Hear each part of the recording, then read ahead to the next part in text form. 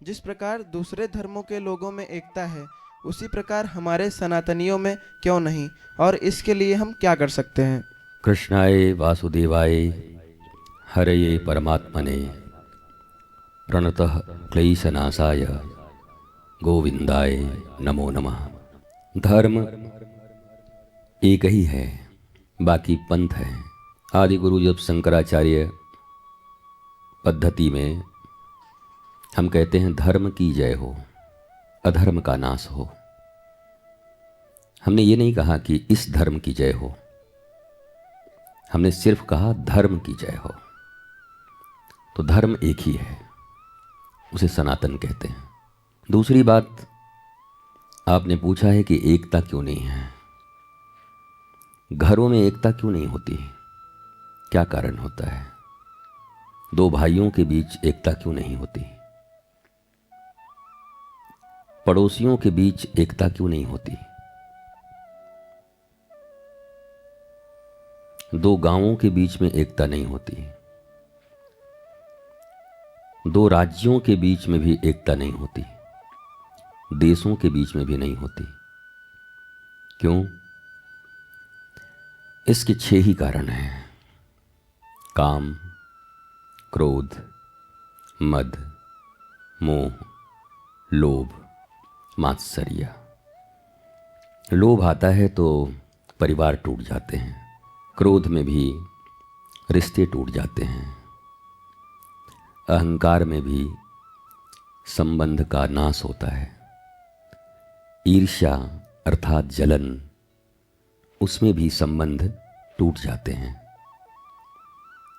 तो साधारण सा कारण तो यही है कि यहाँ भी लोभ होगा, क्रोध होंगे, मोह होगा, ईर्ष्या होगी, अहंकार होगा। इसके कारण एकता नहीं होती है। धर्म का अर्थ होता है कि इन सबसे ऊपर उठना। काम, क्रोध, मद, मोह, लोभ, मात्सर्य ये मिटते नहीं हैं। आदमी मिट जाता है पर क्रोध नहीं मिटता। आदमी मिट जाता है पर लोभ नहीं मिटता। आदमी मिट जाता है पर ईर्ष्या नहीं मिटती। आदमी मिट जाता है पर उसके अहंकार नहीं मिटते। मिट नहीं सकते पर इनको एडजस्ट कर सकते हैं टुवर्ड्स ट्रूथ, गॉड, भगवान की तरफ, सत्य की तरफ, न्याय की तरफ इसे एडजस्ट कर सकते हैं। जैसे कभी कभी लोग कहते हैं कि क्रोध बुरी चीज है, पर अगर आप अपने धर्म शास्त्रों को पढ़ेंगे तो आपको एक ऐसा ऋषि, मुनि और संत नहीं मिलेंगे जो क्रोध नहीं करते थे। दुर्वासा तो क्रोध के लिए ही जाने जाते थे, पट से एकदम ऐसे खड़े हो जाते थे 10 सेकेंड में। विश्वामित्र जो भगवान राम के गुरु भी हैं, उन्हें भी तो क्रोध आया था राक्षसों के ऊपर। तभी तो राम लक्ष्मण को ले गए थे ताड़का, सुबाहु और मारीच का वध करने के लिए। तो क्रोध तो उन्हें भी है। भगवान राम को भी तो क्रोध आया, समुद्र से विनय किया, जब नहीं सुने तो विनय न मानत जलधि जल। खड़े हो गए राम जी कि अब मैं सुखा दूंगा तुमको।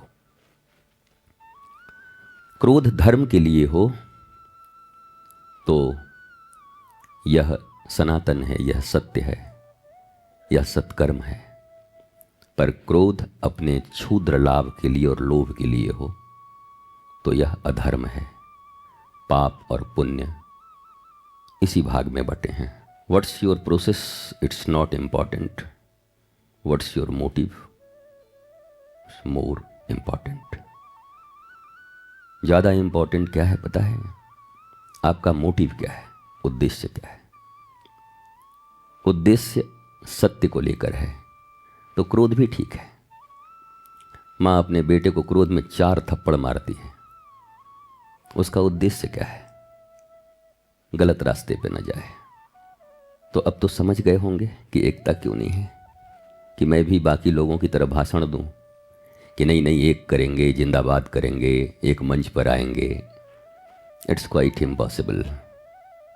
ये तभी होगा जब हम अपनी इन 6 वृत्तियों को एडजस्ट करेंगे अकॉर्डिंग टू आध्यात्म स्पिरिचुअलिटी। सत्य के अनुसार इसको एडजस्ट करेंगे धीरे धीरे तो एकता हो जाएगी। कौन करता है नहीं करता है इससे क्या लेना, हम प्रारंभ करते हैं। मेरा बस सिर्फ मेरे ऊपर है तो अपने ऊपर ही काम करते हैं ना। अपना मन भी अपने नियंत्रण में नहीं है और हम दुनिया को नियंत्रित करने चलते हैं। गुरुजी हमारा बेटा हमारा ठीक हो जाए, हमारा बात नहीं सुनता, बेटी नहीं सुनती, भाई नहीं सुनता, कोई नहीं सुनेगा। पहले तुम अपने मन को सुना लो।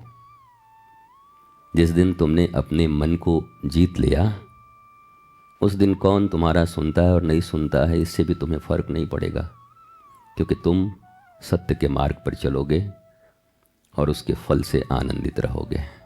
गुरुदेव सौम्या सिंह जी हैं दिल्ली से। आपका प्रश्न है, अगर बेटियां कमाती हैं और माता पिता पे खर्च करती हैं या करना चाहती हैं तो लोग ताना मारते हैं या मित्र कहते हैं कि कुछ ही समय तक कर पाओगे, ऐसे समय में हम उन्हें क्या उत्तर दें? आत्मा की दृष्टि से जेंडर का भेद नहीं है। लिंग, कौन स्त्री कौन पुरुष, कौन लड़का कौन लड़की, सब में एक ही आत्मा है और एक ही माँ बाप से जन्म लिए, चाहे वो बेटी हो चाहे बेटा हो, बात तो बराबर ही है, उन्हीं के अंश हैं।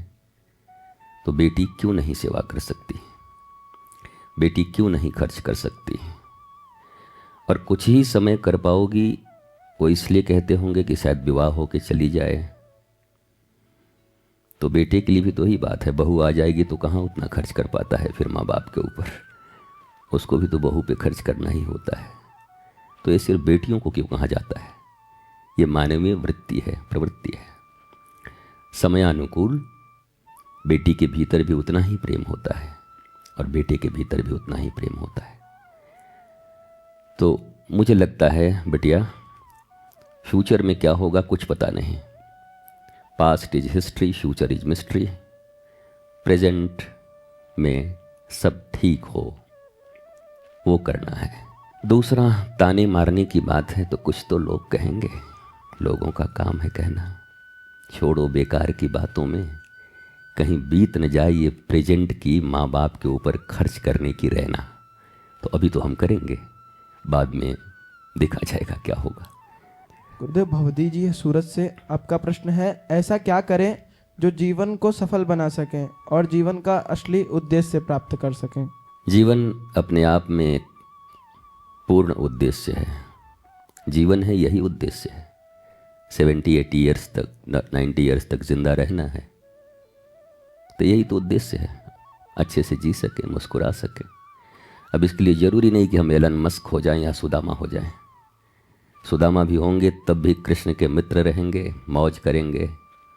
मस्क भी हो जाएंगे तो थोड़ा टास्क ज़्यादा होगा, वो तो बेचारा वही समझता होगा, मेरे से तो बातचीत है नहीं। सफल बनाएंगे ये फ्यूचर है, सफल हैं ये प्रेजेंट है। अभी ही मुस्कुरा रहे हैं, सब ठीक है। गुरुदेव क्या करें कि आनंदित हों फ्यूचर है। गुरुदेव मैं अभी आनंदित हूं, आगे भी ऐसा ही होगा। जो बाद में होने की कोशिश करता है वो प्रेजेंट गंवाता है, और जो अभी हो जाता है उसका फ्यूचर भी ठीक होता है।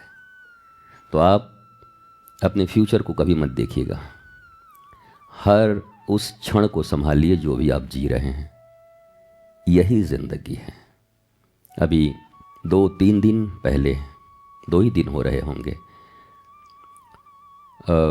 मेरे इस शरीर के एक बड़े भाई रहे, उनका 2 पुत्र, एक 22 साल का जिसको मैंने कभी बचपन में गोद में खिलाया था, पढ़ाया भी था, तो नई कार शायद लिया था। मेरी बातचीत नहीं होती वर्षों से, मेरे परिवार से मेरा कोई संपर्क नहीं रहता, न मैं खबर लेता हूँ। पर परसों कहीं से खबर आया कि वो नई गाड़ी ली, 22 साल का लड़का था और गौशाला जा रहा था, एक्सीडेंट करके उसकी डेथ हो गई। फ्यूचर किसको पता है? प्रेजेंट में जीना चाहिए। अगले क्षण तो मौत ही है। तो जिस क्षण में मौत ही है और कुछ खबर नहीं, उसके लिए क्या चिंता करना है।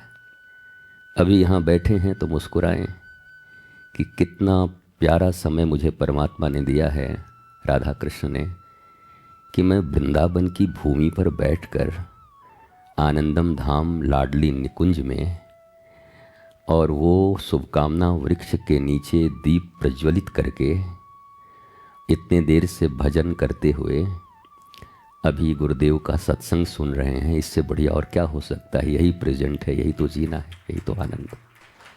हर क्षण को अच्छे से जीना है। कल क्या होगा देखेंगे।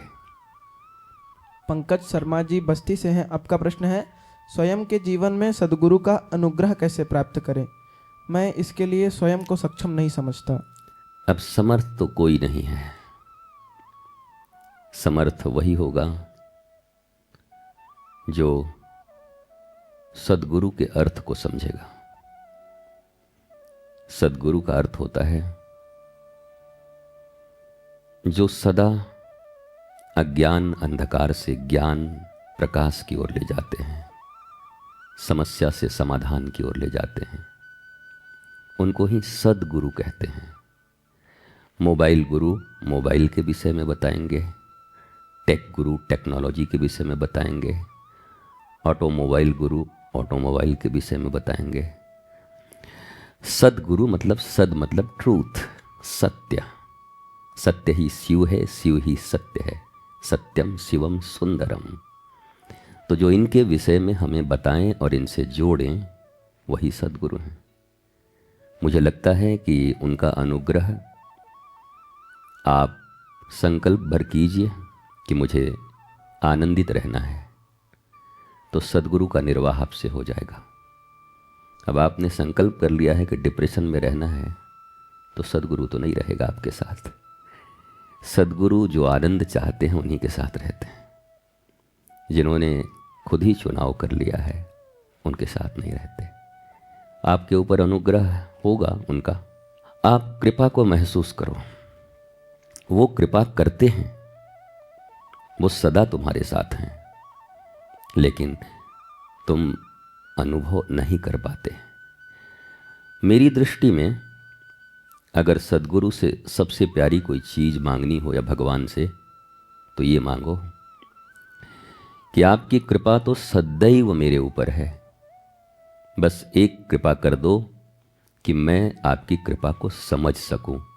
इतनी सुमति और बुद्धि मुझ में दे दो आप कि मैं आपकी कृपा को समझ सकूं। समझते नहीं। उनकी कृपा को भी तुम जहर समझ सकते हो, उनकी कृपा को भी तुम विरोध समझ सकते हो। इसलिए उनकी कृपा समझ में आए, इतनी ही प्रार्थना करना गुरु से, और वो सदा तुम्हारे साथ हैं।